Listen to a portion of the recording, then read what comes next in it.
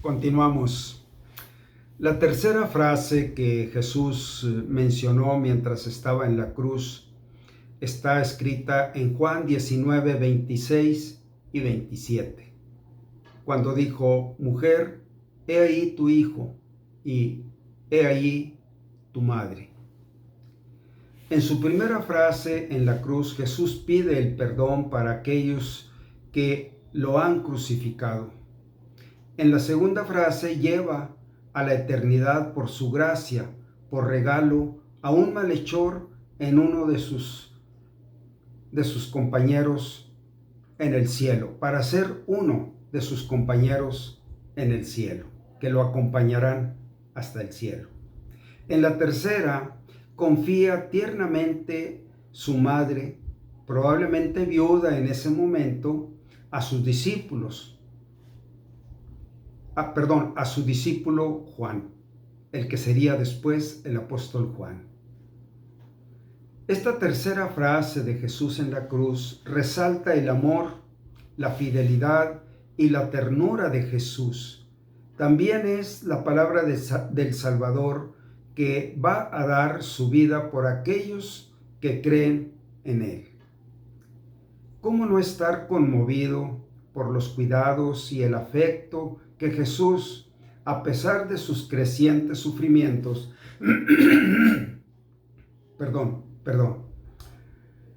a pesar de sus crecientes sufrimientos, ha manifestado a su madre? Él conocía la fragilidad humana de su madre como todo ser humano, y la encomienda al cuidado de alguien que podía cuidar de ella como él mismo lo haría. Dice en Juan 19, 26 y 27, cuando vio Jesús a su madre y al discípulo a quien él amaba, que estaba presente, dijo a su madre: mujer, he ahí tu hijo. Después dijo al discípulo: he ahí tu madre. Y desde aquella hora el discípulo la recibió en su casa. Qué ternura en medio de aquel ambiente de odio que llenaba aquel escenario. Pero también qué dignidad de Jesús, puesto que Él sigue siendo el Señor de su madre y de su discípulo. No tenemos aquí a un moribundo que depende de la bondad de los suyos, sino a un hijo que ama y que tiene en cuenta las futuras necesidades de su madre. Jesús ha pronunciado esta frase antes de entrar en las 3 horas de tinieblas del desamparo de Dios. Incluso los más legítimos lazos en la tierra, aquellos de un hijo con su madre, debían ser rotos. Era necesario que Jesús entrara solo en el lugar donde Dios iba a juzgar el pecado del mundo. En Lucas 24, 44 les dice Jesús a sus discípulos: estas son las palabras que os hablé, estando aún con vosotros, que era necesario que se cumpliese todo lo que está escrito de mí en la ley de Moisés y en los profetas y en los salmos. Entonces les abrió el entendimiento para que comprendiesen las escrituras, y les dijo: así está escrito, y así fue necesario que el Cristo padeciese y resucitase de los muertos al tercer día, y que se predicase en su nombre el arrepentimiento y el perdón de pecados en todas las naciones, comenzando desde Jerusalén. Y vosotros sois testigos de estas cosas. Sí, sus discípulos, y de entre ellos escogió a los 12, que serían sus apóstoles. En compañía de los discípulos de Jesús, es en compañía de los discípulos de Jesús que María iba a encontrar una apacible consolación después de tantos dolores, que además le habían sido predichos o profetizados. Saben que ella estaba viviendo o había vivido aquellos 33 años de Jesús. Había vivido viendo el momento en que llegaría el cumplimiento de una profecía que le fue dada a ella como madre de Jesús y acerca de Jesús mismo. A los 8 días en que tanto José y María llevaron al Hijo de Dios, a Jesús, a presentar al templo, un hombre le profetizó, un hombre piadoso, profetizó los sufrimientos de María y los sufrimientos de Jesús. Dice en Lucas 2:33, y José y su madre estaban maravillados de todo lo que se decía de él. Y los bendijo Simeón y dijo a su madre María, he aquí, este está puesto para caída y para levantamiento de muchos en Israel, y para señal que será contradicha. Sí, la señal de Dios a través de Jesús en la cruz sería contradicha, no sería aceptada. Y lo vemos en aquellos hombres que meneaban la cabeza diciendo no entiendo, salvo a otros que se salve a sí mismo. Dice que es el Hijo de Dios, bájate de la cruz. ¿Cuántas cosas le injuriaban? Bueno, él estaba ahí siendo una señal que sería contradicha, no aceptada, mientras que por otros sí sería aceptada como este malhechor. Pero también dice que Jesús estaba para caída y levantamiento de muchos. Sí, el levantamiento de todos aquellos que como este malhechor vieron a Jesús muriendo por sus pecados y lo vieron resucitando para reinar con ellos en el paraíso. Bueno, ese es el levantamiento de muchos. Pero para caída de muchos es como el otro malhechor, que solo le interesaba bajarse de la cruz para seguir su camino en el pecado. Ninguna señal de arrepentimiento. Bueno, estos dos hombres representan las dos grandes corrientes de todos los hombres y mujeres en el mundo. Unos están para caída, es la elección de sus corazones, y otros están para levantamiento, así como este malhechor. Entonces, Simeón estaba dándole esta profecía sobre Jesús cuando apenas tenía 8 días, cuando lo trajeron a presentar y ofrecer las ofrendas según la ley de Moisés en el templo. Y luego le dice a María esta profecía, y una espada traspasará tu misma alma para que sean revelados los pensamientos de muchos corazones. La espada del sufrimiento profundo como madre, viendo a su hijo nacido de sus entrañas, de su sangre, de su ser, llevando la cruz por todos los pecadores. Bueno, ahí en la cruz se mostraban los pensamientos de los que no querían arrepentirse, no querían nada con Jesús, no querían nada con Dios, no querían nada con el cielo. Y ellos revelaron sus pensamientos, pero otros también revelaron sus pensamientos. El centurión que cuidaba de Jesús, que fuera cumplida la ley romana, él confesó, verdaderamente este hombre era justo.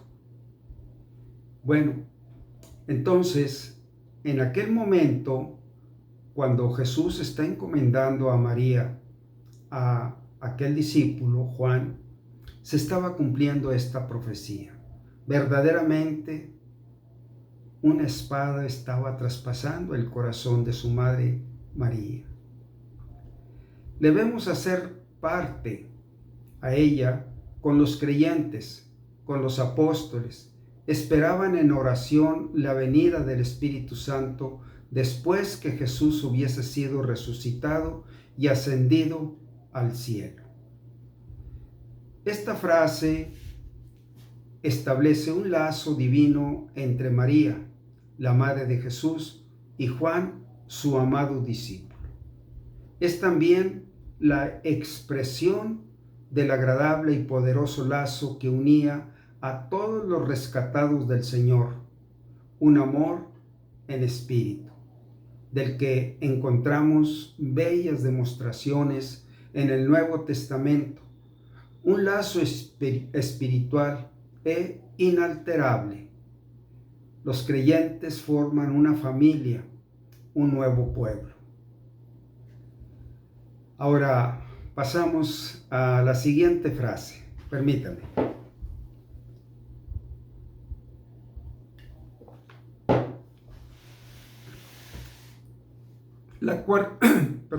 La cuarta frase.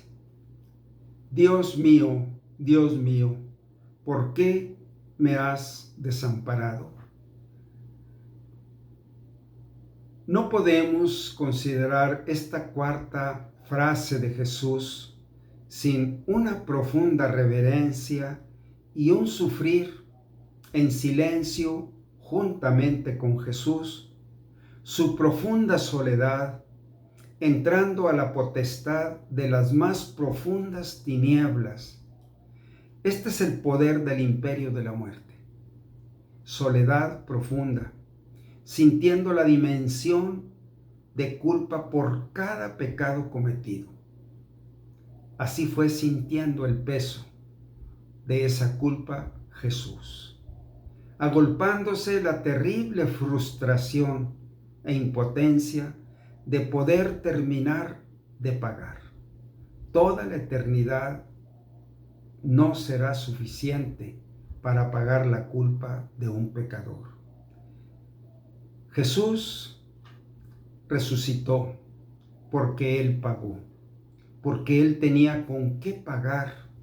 Su santidad era perfecta y tenía un poder y un valor de que su vida fuera un sustituto aceptable por la vida de un pecador condenado.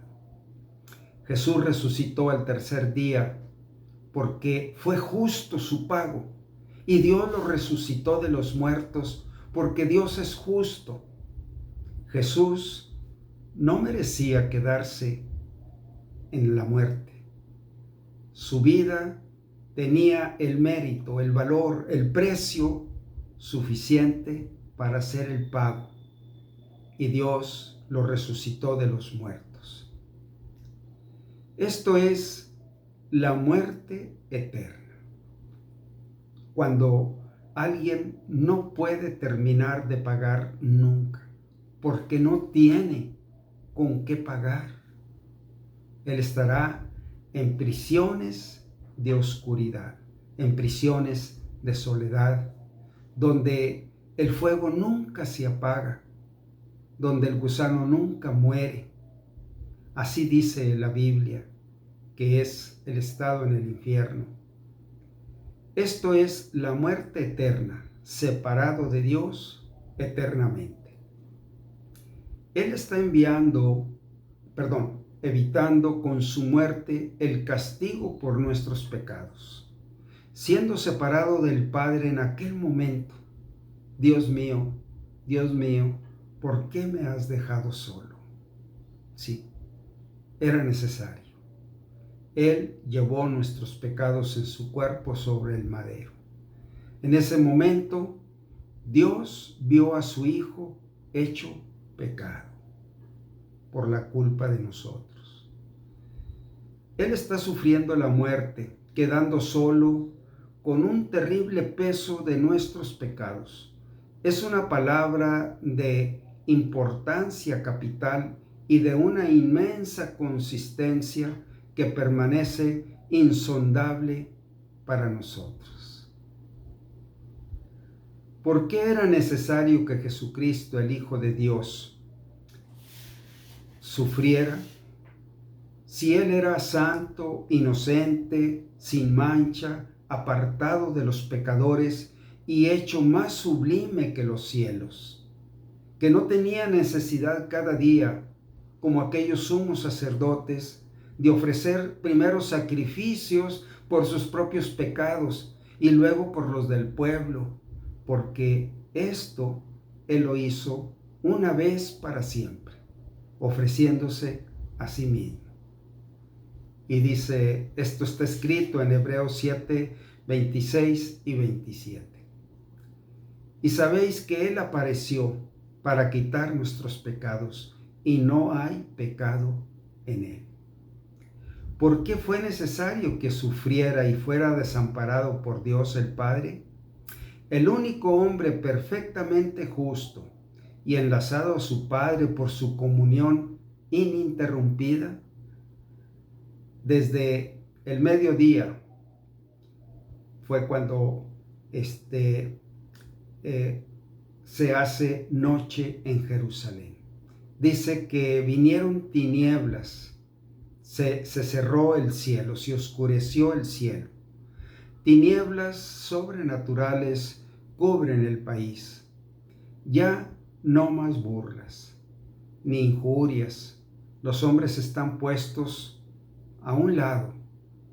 Dios sustrae a su Hijo de las miradas de los hombres en medio de aquellas tinieblas que llenaron toda la tierra. Jamás nadie podrá entrar en la angustia de Jesús durante estas 3 horas de oscuridad. Así dice la Biblia que la tierra se cubrió de tinieblas durante 3 horas. Cristo sufre de la mano de Dios a causa de nuestros pecados. Aunque el Señor Jesús no fue culpable de ningún pecado, tomó nuestros pecados sobre Él, se cargó voluntariamente de nuestras faltas y tomó nuestros pecados sobre Él, se cargó voluntariamente de estas faltas y aceptó padecer el castigo que ellos merecían. Por amor, se identificó a nosotros, pecadores. Sin esas horas de tinieblas, siendo el Cordero expiatorio, nadie habría podido ser salvado. Por eso estas frases merecen toda nuestra atención, nuestro interés. Eterno tema de adoración para todos los creyentes. Es por usted y por mí que Él fue desamparado por Dios en la cruz. Fue desamparado porque nosotros lo hicimos pecado. Él llevó nuestros pecados y fue hecho por nosotros maldición. Proféticamente fue anunciado desde el Salmo 22:1. Está en la cruz sin respuesta, sin reposo y sin socorro, atormentado por todos los dolores. Padece la eternidad de nuestro castigo en su propio cuerpo, castigo bajo el aplastante peso de nuestros pecados, un castigo que es la medida de la santidad y justicia inflexible de Dios, que se debía a sí mismo de castigar el pecado como un Dios justo, como un juez justo. ¿Se da cuenta que la justicia de Dios fue cumplida en su propio Hijo para que el peso del pecado o el peso del castigo por el pecado no cayese sobre nosotros?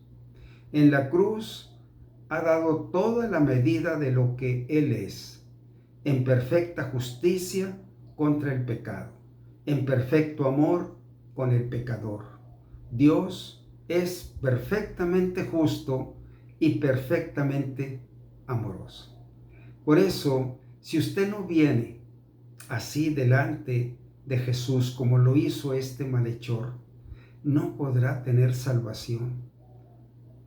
No alcanzará la eternidad para que usted pueda pagar, porque nunca tendrá que ofrecer algo que valga la culpa de sus pecados. No hay nada santo en nosotros, no hay nada limpio, todo en nosotros es pecado.